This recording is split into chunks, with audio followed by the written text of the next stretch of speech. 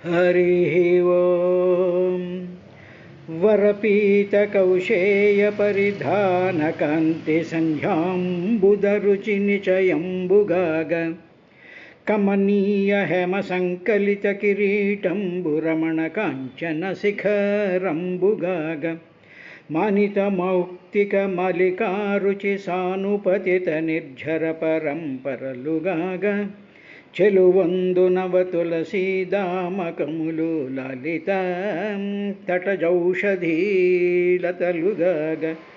వరభుజంబులు నికటస్థవంశములుగా పదములు అంగణపాద ప్రచయములుగా లలితగతి నొప్పు మరకతాచల విడంబితత్మదేహంబుగలుగు మహాత్ము హరిని హార కలాప పుష్ప నిచయంబుల చంచదనర్ఘరత్నకేయూరకరాంగళీయక మహోజ్వల బహుసహస్ర శాఖలొప్పారగ చూడనొప్పి భువనాత్మకలీల అదృష్టమూల విస్ఫారిత భోగవేష్టిత విభాసిత చందనభూరుహాకృతిం విలసత్కుండలి రజసఖ్యమున ఉర్వీభృత్సమాఖ్యన్ సముజ్వలితోదారశిరో విభూషణ సహస్ర స్వర్ణకూటంబులున్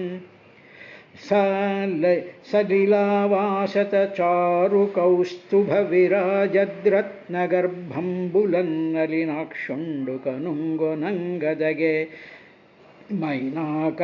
మైనాకావనీ భృద్గతిన్ వరయోగీంద్రులు యోగమార్గముల భావం బంధు ఎనీ మనోహర రూపంబుదలంచి ఏ గుణగణధ్యానంబుగా వింతురు అప్పురుష శ్రేష్ఠ పరిగ్రహంబునకు నైపల్పార తద్ధ్యాన గోచరమూర్తింధరియింతుగాదే పరమోత్సాహుండు నై మాధవ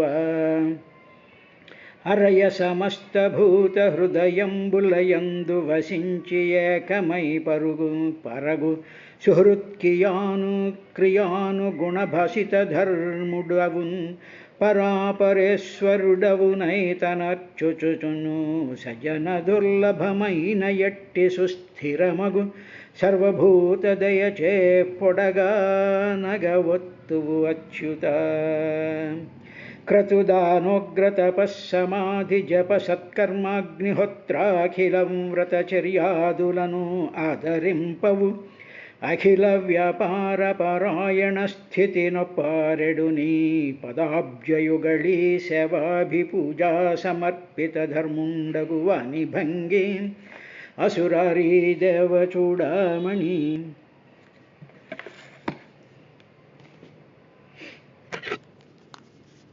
హరి ఓం శ్రీ గురుభ్యో నమః. తేనేత్తమాహతః క్షత్తాద్భగవాన్ ఆదిశూకరః న అకంపత మనాక్ క్వాపి స్రజాహత ఇవ ద్విపః అని చెప్పి మైత్రేయ మహర్షి తదుపరి జరిగినటువంటి వాడు చేసినటువంటి మాయాయుద్ధాన్ని వర్ణించేటువంటి 16వ శ్లోకంలో ఉన్నాం. అంతకుముందు ఏం జరిగింది అంటే, ఎప్పుడైతే వాడి యొక్క శూలాన్ని ఆకాశ మధ్యంలో ఆయన ఛిద్రం చేసి పారేశాడో అప్పుడు వాడు భయంకరమైనటువంటి కోపంతో పౌరుషం దెబ్బతిని అభిమానం దెబ్బతిని వెంటనే కఠోరమైనటువంటి పిడికిల్ని బిగించి లక్ష్మీ నివాస స్థానం అయినటువంటి ఆయన హృదయస్థానం మీద ఒక్క దెబ్బ కొట్టాడయ్యా. ఆ దెబ్బ కొట్టినప్పుడు ఏం జరిగింది అంటే, ఓ విదురా, ఆదిశూకరః భగవాన్, ఆదిశూకరుడైనటువంటి ఆ భగవానుడిని ఇత్థం ఈ విధంగా ఆహతః కొట్టబడిన తరువాత వాడు అప్పుడు ఆ ఆదిశూకరుడైనటువంటి ఆ వరాహస్వామి మనాక్ అకంపత, మనాక్ ఏ కొంచెం కూడా వాడి యొక్క దెబ్బకి చలించలేదు. చలించకుండా ఆయన సాలిడ్గా అలాగే నిలబడ్డాడు. తేన ఇత్థం ఆహత క్షత్త భగవాన్ ఆదిశూకరః న అకంపత మనాక్, ఏ కొంచెం కూడా ఆయన కదలకుండా అలాగే నిలబడ్డాడు. అది ఎలాగుంది అంటే ఆయనకి అది ఎలా ఉంది అంటే స్రజాహ పూలమాల చేత ద్విపః ఏనుగుని హతః కొడితే, ఒక పూలమాల తీసుకొచ్చి మన ఏనుగుని నేను గట్టిగా కొడుతున్నాను అని చెప్పి ఏనుగుని ఆ పూలమాలతో కొడితే ఆ ఏనుగుకి ఏ విధమైనటువంటి ఎఫెక్ట్ ఉంటుందో అలాగా ఆయన అలాగ నిలబడ్డాడు. నా అకంపత మన క్వాపి, క్వాపి అంటే ఆ దేహంలో ఏ భాగము కూడా చెలించకుండా ఆయన అలాగే నిలబడ్డాడు. అంటే ఏనుగు మీద పూలమాల వేసి కొట్టినట్టు కొట్టాడు అన్నాడు. ఇందులో మనం జాగ్రత్తగా గమనించవలసినటువంటి పాయింట్ ఏమిటి అంటే, అంత మహత్తరమైనటువంటి బలశాలి అయినటువంటి వాడు ఒక్క దెబ్బ కొట్టేటప్పటికీ ఆయనకి అది పూలమాల వేసినట్టుంది అనేటువంటి దానిని మనం చాలా జాగ్రత్తగా కానీ గమనించినట్లయితే దీంట్లో ఉండేటువంటి వేదాంత రహస్యం ఏమిటంటే, భగవంతుణ్ణి తిట్టినా, భగవంతుణ్ణి కొట్టినా, భగవంతుణ్ణి మనం లెక్క చెయ్యకపోయినా, భగవంతుడి యొక్క ఆలోచన మనం చెయ్యకపోయినా అవన్నీ కూడా ఆయనకి పూలమాలల కిందే ఉంటాయి. అంటే భగవంతుడికి ఏ విధమైనటువంటి ద్వేషం కానీ లేకపోతే ఏ విధమైనటువంటి ప్రేమ కానీ అనేటువంటిది ఏమీ ఉండదు అనేటువంటి విషయాన్ని మనం చాలా జాగ్రత్తగా గమనించాలి. తరువాత చిన్నపిల్లవాడు పెద్ద ఆయన ఎవరినైనా కొట్టాడు అనుకోండి, కొడితే ఏమైతే చిన్న పిడికిలు ఉంటుంది, వాడేమో టప కొడుతూ ఉంటాడు. కొడుతూ ఉంటే ఆయనకి ఏం దెబ్బ తగులుతుంది. కాబట్టి ఇక్కడ పిల్లవాడు అంటే హిరణ్యాక్షుడు మాయతో కూడుకున్నటువంటి అజ్ఞాని. అజ్ఞాని ఆ విధంగా కొట్టినా కూడా ఏ విధమైనటువంటి ఎఫెక్ట్ ఉండదు. ఆయన ఏ అంగములు కూడా క్వాపి, ఏ అంగాలు కూడా చెలించకుండా ఆయన స్థిరంగా ఉన్నాడు. ఇది చెప్పిన తర్వాత మైత్రేయ మహర్షి 17వ శ్లోకంలో ఈ విధంగా చెప్పాడు. 17వ శ్లోకంలో అధోరుధా సృజన్మాయాం యోగమాయేశ్వరే హరౌ యాం విలోక్య ప్రజాస్తత్రామే నిరే స్యోపసంయమం. అప్పుడు ఓ విదురా, వాడు ఏం చేశాడు అంటే, ఇక ఇలా లాభం లేదు అని చెప్పి అన్ని రకాలైనటువంటి మాయలతో ఆయన మీద యుద్ధానికి వాడు సిద్ధపడ్డాడు. ఎప్పుడైతే వాడు రకరకాలైనటువంటి మాయల్ని వాడు ప్రదర్శిస్తూ ఉన్నాడో అప్పుడు చూసేటువంటి వాళ్ళు, మిగతా లోకాల్లో ఉండేటువంటి వాళ్ళందరూ కూడా చాలా భయపడిపోతూ ఏదో ప్రళయం వచ్చేసిందా అన్నట్టుగా వాళ్ళందరూ కూడా భయపడడం ప్రారంభించారు అన్నాడు. ఇక ఇందాకటి మొదటి శ్లోకంలో స్రజాహత ఇవ ద్విపః, పూలమాలతో హత కొట్టబడినటువంటి విధంగా ద్విపః, ద్విపము అంటే ఏనుగు అని అర్థం.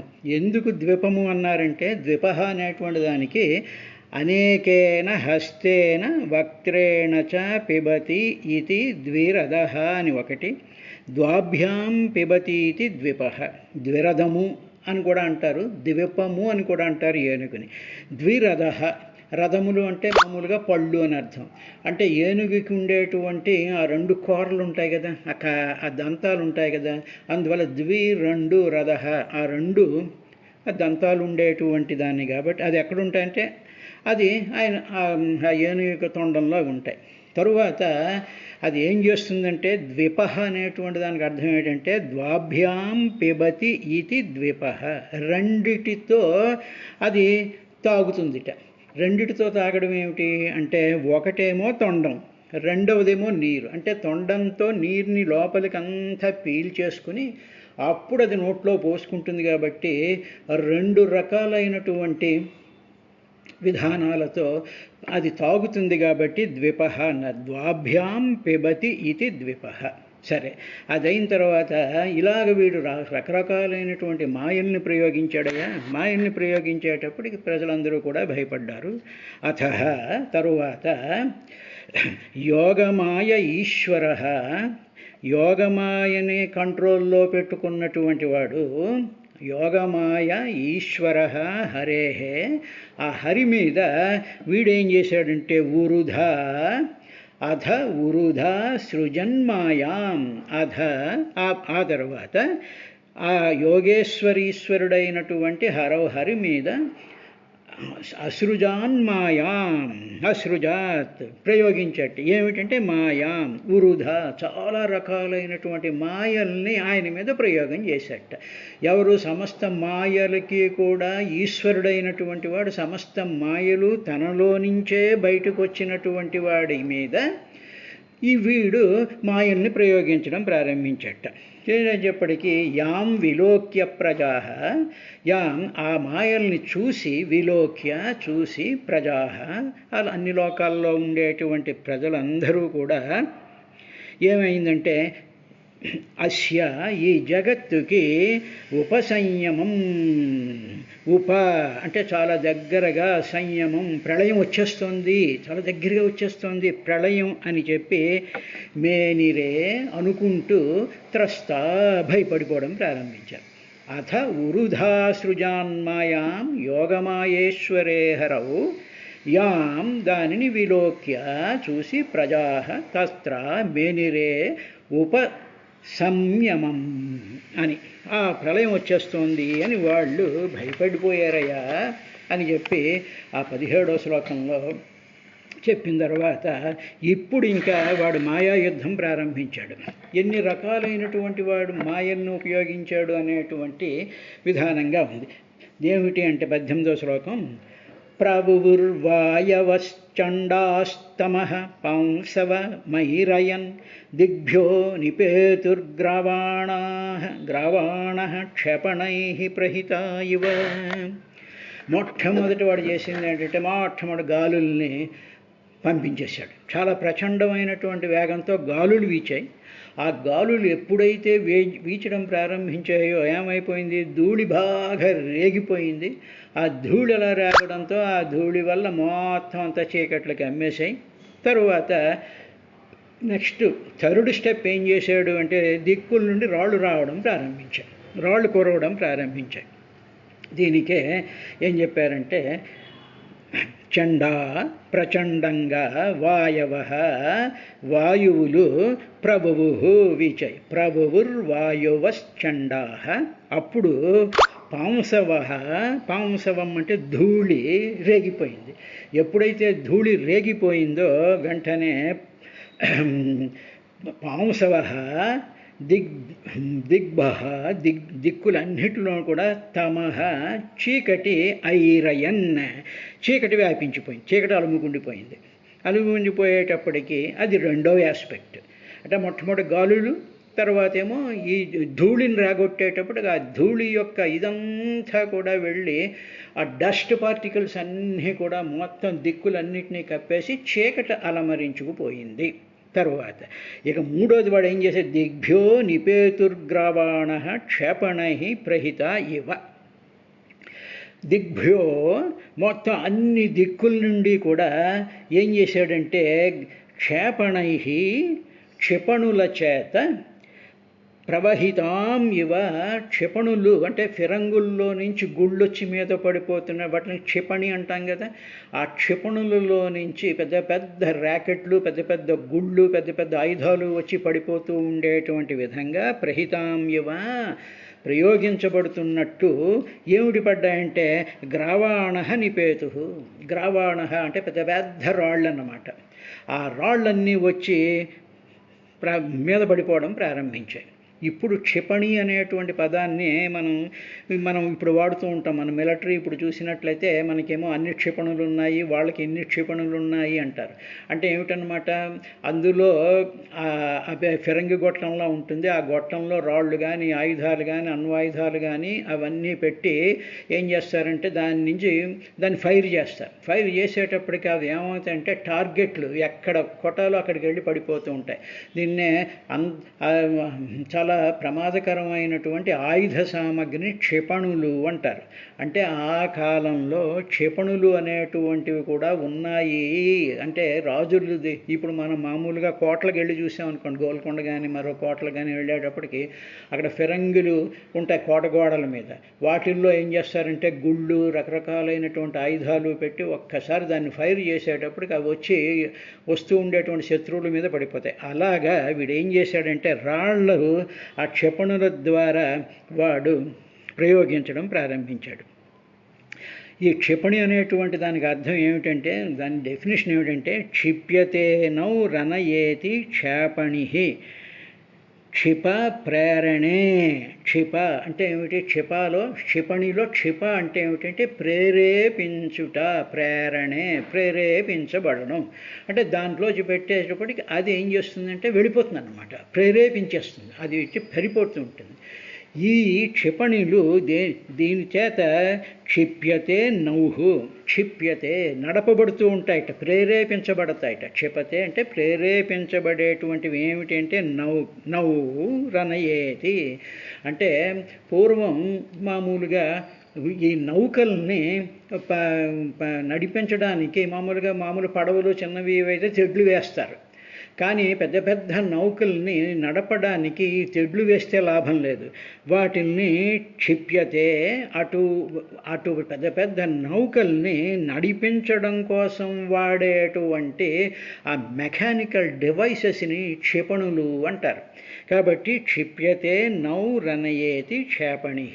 అలాగా క్షిపణులతో అన్ని దిక్కుల్లో కూడా రాళ్ళు వేయడం ప్రారంభించాడయ్యా అని చెప్పి ఆ 3 అయిన తర్వాత ఇక తర్వాత స్టెప్లో వాడు ఏం చేశాడంటే, ద్యౌర్నష్ట భగణాభ్రౌఘై సవిద్యుస్తనయిత్నుభి వర్షద్భి పూయ కేశాసృగ్విన్మూత్రాస్థీని చాసకృత్. తర్వాత ఇక 4వది, మొట్టమొదటి ప్రచండం గాలులు, తర్వాత ధూళి, తర్వాత రాళ్ళు. ఇక 4వది ఏమిటంటే ఆకాశంలో మెరుపులు, తర్వాత ఉరుములు, తర్వాత బ్రహ్మాండమైనటువంటి విద్యుత్ కాంతులు కనిపించడం ప్రారంభించాయి. ఎప్పుడైతే అలా రావడం ఒకటి, తర్వాత మేఘాలతో మొత్తం అంతా కప్పిపడిపోయింది. దానివల్ల కలిగిన నష్టం ఏమిటంటే ఆకాశంలో నక్షత్రాలు కనిపించడం మానేశాయి. ఆ తర్వాత ఆ మేఘాల్లో నుంచి వీడు మాయావి కాబట్టి, ఇంద్రజాలికుడు కాబట్టి, ఆ విద్యలన్నీ నేర్చుకున్నాడు కాబట్టి ఆ మేఘాల్లో నుంచి మాటికి చీము, జుట్టు, రక్తం, మలం, మూత్రం ఇవన్నీ పడేటట్టు చేసేట. ద్యౌహు ఆకాశం, నష్టభగణా, భగణాలు అంటే నక్షత్రాలు కనిపించడం మానేశాయి. దేనివల్ల అంటే అభ్రవోఘై, ద్యౌర్ నష్టభగణ అభ్రై ఓఘై. అలాగ మేఘాలు కప్పేయడం వల్ల నక్షత్రాలు కనిపించడం మానేశాయి. తరువాత సవిద్యుత్ తనయిత్నుభి, ఆ మొత్తం ఆకాశం అంతా కూడా సవిద్యుత్ అంటే విద్యుత్ అంటే మెరుపులతోనూ స్తన ఉరుములతోనూ యత్నభి నిండిపోయింది.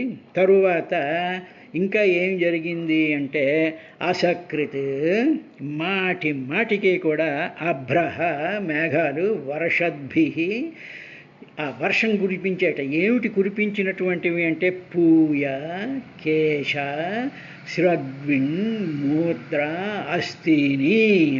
పూయ అంటే చీము, కేశ వెంట్రుకలు, వర్షద్భి వర్షం కురిపించి వస్తున్నాడు.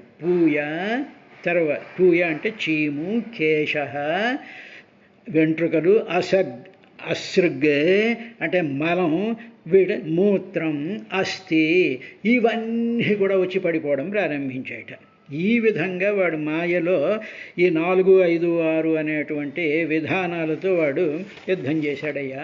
చేసిన తరువాత ఏం చేశాడు? మళ్ళీ తర్వాత వాడు చేసినటువంటి మ్యాజిక్ ఏమిటంటే గిరయ ప్రత్యదృశ్యంత నానాయుధం ఉచ అనఘ దిగ్వాససో యాతు ధాన్యశూలిన్యో ముక్తమూర్ధజా. అనఘ ఓ పుణ్యాత్ముడైనటువంటి ఓ విదురా, గిరయ పర్వతాలు, నానాయుధం అనేక రకాలైనటువంటి ఆయుధాలు అంటే గిరయ నానావిధ ఆయుధాలు ముచ విడిచిపెట్టబడ్డాయి. ఏం చేస్తున్నాడు? ఇదంతా అయిపోయిన తర్వాత ఈయనేమి కదలకుండా నిశ్చలంగా ఉండేటప్పటికీ పర్వతాలను విసిరేయడం పర్వతాలన్నీ వచ్చి పడిపోవడం ప్రారంభించాట. పర్వతాలు పడిపోతున్నాయి. తర్వాత నానా విధమైనటువంటి ఆయుధాలు వచ్చి ముచ విడిచిపెట్టబడ్డాయిట. ఇదైన తర్వాత ఈయనేహి చరించకుండా వాటిని చూస్తూ బాగా ఎంజాయ్ చేస్తూ ఉన్నాడు. దేవతలు మిగతా లోకాల్లో ఉండేటువంటి ప్రజలందరూ భయపడి వస్తున్నారు. అప్పుడు ఇంకా వాడు ఏం చేశాడు అంటే, దిగ్వాససో యాతుధాన్య శూలినో ముక్తమూర్ధజా. యాతుధాన్య, యాతుధాన్యులు అంటే రాక్షస స్త్రీలు. యాతుధాన్య వాళ్ళు ఏం చేశారు, ముక్త విడిచిపెట్టబడినటువంటి మూర్ధజా జుట్టు.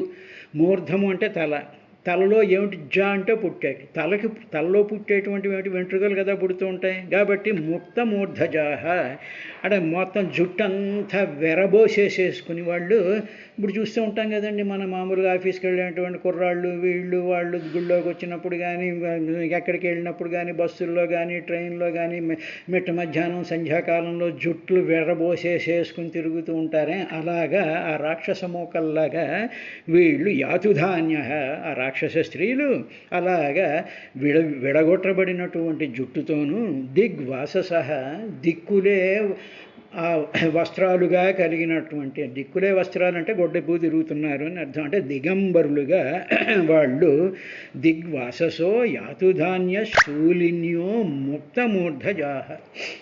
ముక్త అయిపోయిన తర్వాత శూలిన్య చేతిలో శూలాలు పట్టుకుని జుట్లు విరబోసుకుని దిగంబరంగా ప్రతిదృశ్యంత వాళ్ళు కనిపించడం ప్రారంభించారయ్యా అని చెప్పి, ఆ తర్వాత వాడు చేసినటువంటి మాయాయుద్ధానికి సంబంధించినటువంటి విశేషాలని మైత్రేయ మహర్షి విదురుడికి చెప్పినటువంటి విశేషాలని పోతన గారు ఈ విధంగా ఆయన అనువాదం చేశాడు.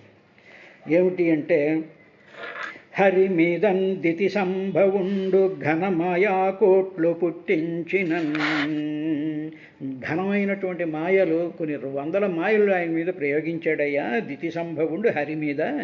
ధరణి చక్రము భూరి పాంసు పటల ధ్వంతంబునంగప్పే, భూమండలం అంతా కూడా భూరి పాంసు పటలం, పాంసు అంటే రజం అంటే దుమ్మన్నమాట. ఆ దుమ్ముతో ధ్వంతంబునంగప్పే మొత్తం ఆకాశం అంతా కూడా కప్పబడిపోయింది. భీకర పాషాణ పురీష మూత్ర ఘన దుర్గంధాస్థిరక్తావళుల్ కురిసన్మేఘములు అభ్రవీధిని, మేఘాలన్నీ కూడా ఆకాశ వీధిలో భయంకరమైనటువంటి పాషాణాలు, పురీషం అంటే మలం మూత్రం, తర్వాత దుర్గంధంతో కూడుకున్నటువంటి అస్థి అంటే ఎముకలు, రక్తాలు, ఇవన్నీ కూడా వాడు కురిపించడం ప్రారంభించాడు. మహాక్షోభక్రియాలోలమై, గొప్ప సంక్షోభాన్ని కలిగించేటువంటి విధంగా వాడు కురిపించడం ప్రారంభించాడు. ఇప్పుడు మనం జాగ్రత్తగా ఒక్క ఆలోచన కానీ మనం లోపల చేసుకున్నట్లయితే మన శరీరంలో పరమాత్మ ఉన్నాడు. మన శరీరంలో పరమాత్మ ఉన్నాడు. దైవ సంభూతుడైనటువంటి వాడు ఆదిశోకర స్వరూపంతో ఉండి రక్షించడానికి, మన శరీరాన్ని, మన యొక్క మ్యాటర్ అంతటినీ కూడా ఉద్ధరించడానికి ఆయన ఉన్నాడు. ఇప్పుడు ఆయన మీద పడుతున్నటువంటివి ఏమిటంటే, దుర్గంధంతో ఉండేటువంటి మన శరీరంలో ఉండేటువంటి చీము, నెత్తురు, మలం, మూత్రం, ఇవన్నీ మన శరీరాల్లో ఉన్నాయిగా. భగవంతుడు ఏం చేశాడు అంటే, వీటి యొక్క దుర్గంధాలు వ్యాపించకుండా, వీటిని చూస్తే కళ్ళు తిరిగి పడిపోకుండా ఉండడం కోసం అని చెప్పేసేసి ఓ చర్మాన్ని ఒకటి కప్పేసేసి దాని నుంచి ఆ దుర్గంధాలు ఏవి బయటికి రాకుండా చేసేసాడు. ఇవన్నీ ఏమవుతాయి, లోపల ఉండేటువంటి పరమాత్మ మీద పడిపోతూ ఉంటాయి. కాబట్టి శుచిగా ఉండాలి, శుభ్రంగా ఉండాలి, దేహం, మనసు, ఈ శరీరం అంతా కూడా నిర్మలంగా ఉంచుకోవాలి అంటే నిరంతరము భగవంతుని ప్రార్థించాలి అని చెప్తూ ఉంటారు. కాబట్టి ఇవేవో బయట నుంచి వచ్చి పడిపోతున్నాడు కదా, లోపల కూడా అవే ఉన్నాయి, అవి కూడా భగవంతుడి మీద పడిపోతూ ఉన్నాయి. కాబట్టి మన రక్తాన్ని, మన ఎముకలను, వీటిలన్నింటినీ కూడా శుభ్రం చేసుకోవాలి అనేటువంటి విధం అది స్ఫురణకు రావాలి. ఇది అయిన తర్వాత 20వ శ్లోకానికి పోతన గారు ఈ విధంగా చేశారు. తవిలి విముక్త కేశ పరిధానములు ఉగ్రకరాళ దంత తాలువులను రక్తలోచనములుంగల భూత పిశాచ డకినీ నివహములంతరిక్షమున నిల్చినియాయుధ పాణులై మహారవముగ యక్ష దైత్య చతురంగ బలంబుల గూడితోచినంత విలి విముక్త కేశ పరిధానము. చాలా భయంకరంగా విముక్త వదిలివేయబడినటువంటి కేశ పరిధానము, కేశములు ఆ జుట్టుముడులన్నీ విప్పేసేసి జుట్టంతా ఒళ్ళంతా పరిచేసుకుంటూ ఉగ్ర కరాళ దంత తలువులను ఉగ్రమైనటువంటి కోరలతోనూ దంతాలతోనూ దవడలతోనూ రక్తలోచనములంగల రక్తం ఎర్రటి కళ్ళతో భూత పిశాచ డకినీ నివహములు. ఇందాక ఆయన చెప్పినటువంటి దాంట్లో ఏమిటంటే యాతుధాన్యం అన్నారు కదా, యాతుధాన్య అంటే రాక్షస స్త్రీలు. ఆ రాక్షస స్త్రీల్లో ఇన్ని రకాలైనటువంటి వాళ్ళు ఉంటారు. భూత పిశాచ డాకినీ నివహములు అంతరిక్షమున నిలిచి, అంతరిక్షంలో నిలబడి నిజాయుధ పాణులై రకరకాలైనటువంటి ఆయుధాలు పట్టుకుని మహారవముగా చాలా కేకలు పెడుతూ యక్ష దైత్య చతురంగ బలంబుల గూడితోచినన్. ఆ యక్ష దైత్య చతురంగ బలాలతో ఈ రాక్షస స్త్రీలు భయంకరంగా శూలాలు పట్టుకుని రకరకాల ఆయుధాలు పట్టుకుని ఆకాశ వీధుల్లో వాళ్ళు చాలా ఉత్పాతం క్రియేట్ చేయడం ప్రారంభించారయ్యా. వీటిలన్నింటినీ చూసి ఆకాశంలోనూ మిగతా లోకాలలోనూ ఉండేటువంటి జనులందరూ కూడా భయపడడం ప్రారంభించారు అని చెప్పిన తరువాత ఇంకా ఏం జరిగింది అనేటువంటి దాన్ని రేపటి కార్యక్రమంలో వాడు మాయాయుద్ధంలో ఇంకా ఏం ప్రయోగాలు చేశాడనేటువంటిది చూద్దాం. ఇదంతా కూడా ఆయన చేసినట్టు సకల మాయలకి ఈశ్వరుడైనటువంటి వాడి మీద పిల్ల మాయలు వేయడం చేయడం ప్రారంభించాడు. ఇది రేపటి కార్యక్రమంలో మిగతా మాయల గురించి చూద్దాం.